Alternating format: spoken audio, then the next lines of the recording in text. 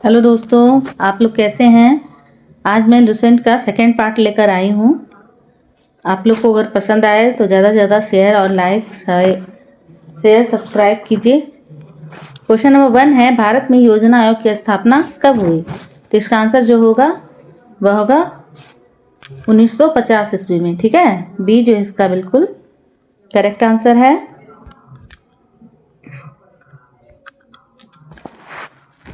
योजना आयोग का गठन 15 मार्च 1950 को हुआ था। ठीक है, आगे बढ़ते हैं। क्वेश्चन नंबर 2 है, सिंधु सभ्यता का मुख्य व्यवसाय क्या था। तो इसका आंसर जो होगा वह होगा कृषि। ठीक है, बी जो है बिल्कुल करेक्ट आंसर है। सिंधु सभ्यता का मुख्य गतिविधि क्या है, कृषि था। ठीक है, आगे बढ़ते हैं। क्वेश्चन नंबर 3, आर्य समाज के संस्थापक कौन थे। तो इसका आंसर जो होगा वो होगा राजा राम मोहन राय। ठीक है, आर्य समाज के संस्थापक कौन थे, तो दयानंद सरस्वती थे। ठीक है, सी जो है बिल्कुल करेक्ट आंसर है। 1875 में आर्य समाज की स्थापना की गई है। ठीक है, क्वेश्चन नंबर 4 है, भारतीय संविधान किस देश के संविधान से संसदीय प्रणाली लेता है। तो इसका आंसर जो होगा वो होगा ब्रिटेन। बी जो है बिल्कुल करेक्ट आंसर है इसका। भारत ने संसदीय प्रणाली यूके से ली है। ठीक है, किससे ली है, यूके से। ठीक है, आगे बढ़ते हैं। क्वेश्चन नंबर 5, राष्ट्रपति कार्यकाल कितने वर्ष का होता है। इसका आंसर जो होगा वह होगा 5 वर्ष। ठीक है, बी जो है बिल्कुल करेक्ट आंसर है।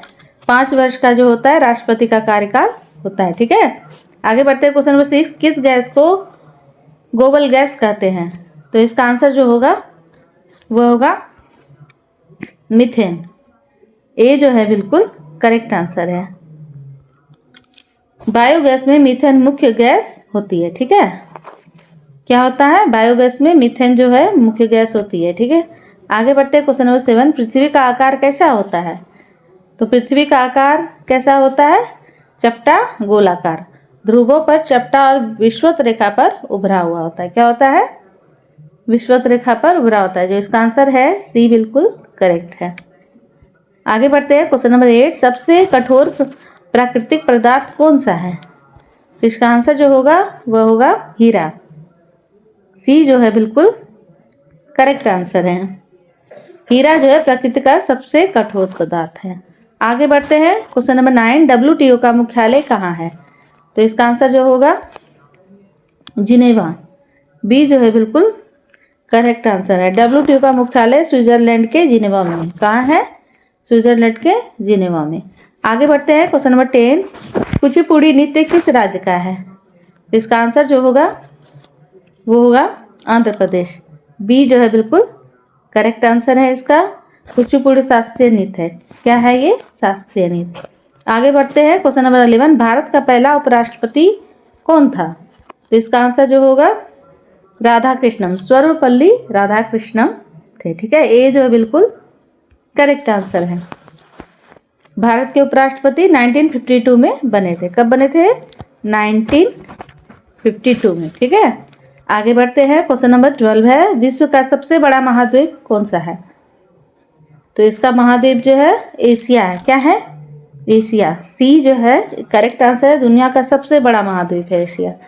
आगे बढ़ते हैं। क्वेश्चन नंबर 13, लाल रक्त कणिकाओं का निर्माण कहाँ होता है। तो इसका आंसर जो होगा वह होगा अस्थिस मंजा। सी जो है बिल्कुल करेक्ट आंसर है। आरबीसी बोन मैरो में बनते हैं। ये क्या बनते हैं, अस्थित मंजा जो है आरबीसी बोन मैरो में बनते हैं। आगे बढ़ते हैं। क्वेश्चन नंबर 14, कौन सा विटामिन आंखों के लिए आवश्यक है। इसका आंसर जो होगा विटामिन ए। ठीक है, ए जो है बिल्कुल करेक्ट आंसर है इसका। विटामिन ए आंखों के लिए महत्वपूर्ण है। आगे बढ़ते हैं। क्वेश्चन 15, बंगाल विभाजन कब हुआ था। तो इसका आंसर जो होगा 1905। ठीक है, 1905 में हुआ था। बी जो है बिल्कुल करेक्ट आंसर है। लॉर्ड कर्जन ने किया था। किसने किया था, तो लॉर्ड कर्जन ने। क्वेश्चन नंबर 16, पंचवर्षीय योजना किससे संबंधित है। तो इसका आंसर जो होगा वह होगा आर्थिक विकास। किससे है वो, आर्थिक विकास, बी जो बिल्कुल करेक्ट आंसर है। पंचवर्षीय योजना भारत का आर्थिक खाका है। ठीक है। क्वेश्चन नंबर 17, भारत का राष्ट्रीय पशु कौन सा है? तो इसका आंसर जो होगा वो होगा बाघ। ठीक है। बी जो है बिल्कुल करेक्ट आंसर है।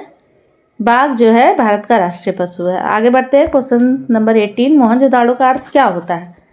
तो इसका आंसर जो होगा मृतकों का टीला। ए जो है बिल्कुल सही आंसर है इसका। मृतकों का टीला, मोहनजोदाड़ो का अर्थ होता है डेड माउंड है। ठीक है। आगे बढ़ते हैं। क्वेश्चन नंबर 19, भारत में संविधान के अनुसार अधिकतम लोकसभा सीटें कितनी होती हैं?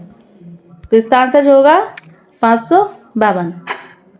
सी जो है बिल्कुल करेक्ट आंसर है। ठीक है। संविधान में अधिकतम लोकसभा सीटें 552 निर्धारित है। क्वेश्चन नंबर 20, कौन सी धातु विद्युत की सर्वश्रेष्ठ सुचालक है? तो इसका आंसर जो होगा वह होगा चांदी। चांदी। ठीक है। चांदी। डी जो है बिल्कुल करेक्ट आंसर है।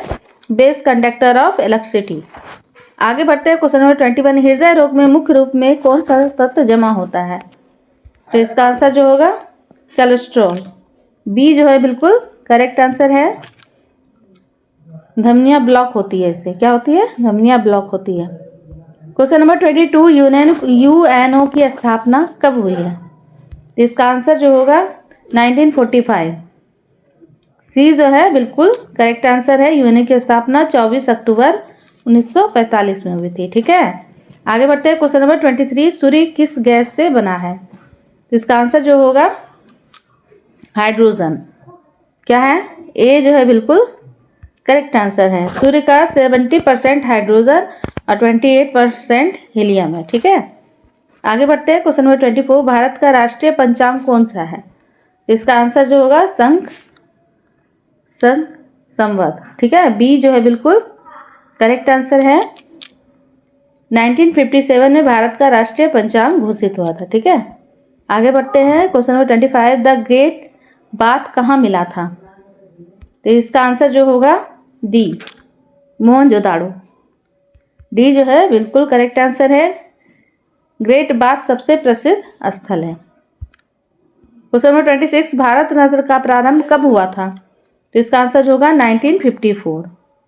डी जो है बिल्कुल करेक्ट आंसर है। ठीक है। डी जो है करेक्ट आंसर है।